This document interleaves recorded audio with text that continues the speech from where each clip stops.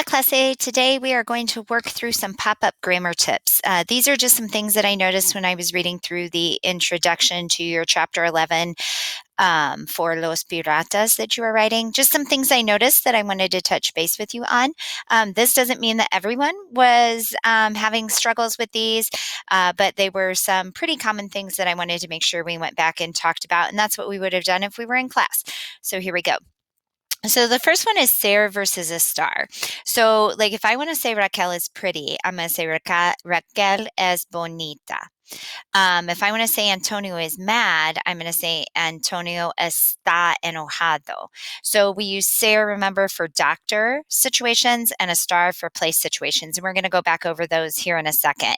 The other thing I'm noticing, a lot of you are doing the setup correctly, but you are forgetting un acento sobre you've got to have that accent over the A, or remember, está has a different meaning. So make sure if you are using a conjugation of a star, estoy, no acento, estás, acento, está, acento, estamos, no acento, están, acento.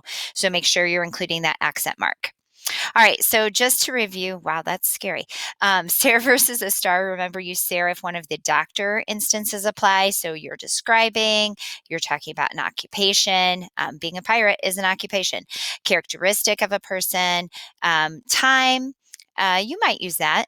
And remember, it's son for dos a la doce, but for uno, if you want to say it's 1 o'clock, it's es la una. Origin or relationship. So if your instance that you're writing about fits into one of those, then you're going to use a conjugation of the verb ser. And remember that soy, eres, es, somos, son. And that should be in your notebook. Remember, use your notebook. Again, if you are using a star, if one of the place instances apply, and those are position, location, action, remember present progressive or ing verbs, condition, or an emotion. So like if you want to say that Raquel is sad, you would say Raquel está triste. See? All right, another thing that I've noticed is adjective noun agreement in gender and number. So remember, if an adjective ends in an O in Spanish, you need to make sure it agrees with the gender of the noun it is describing. So if I want to say ella está furioso, furiosa, I'm sorry, furioso becomes furiosa because the noun is feminine. Ella is a feminine noun, so instead of furioso, we're going to use furiosa. And we used está because it's a condition or an emotion. All right.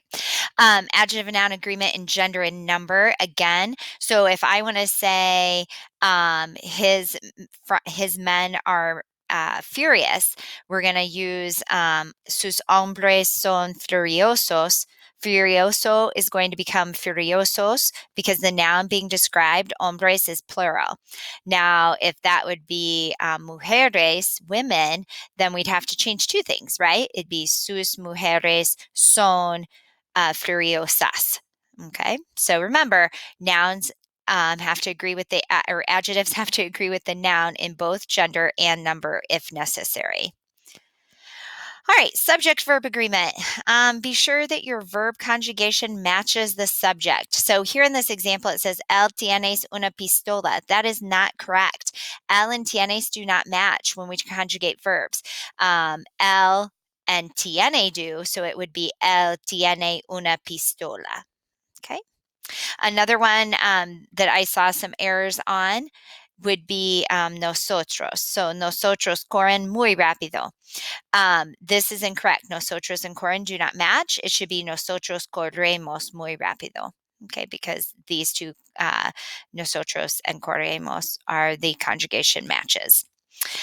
Lastly, I want to talk a little bit about possession. We really haven't learned this. It's been mentioned in class, but we haven't had like an intentional lesson on it. But if you wanted to say Antonio's silver in Spanish, you wouldn't use an apostrophe S like we do in English. You would say la plata de Antonio. So you're going to say whatever the person is owning, use de, so like of, and then the person or the thing that's owning it. So hopefully those things help.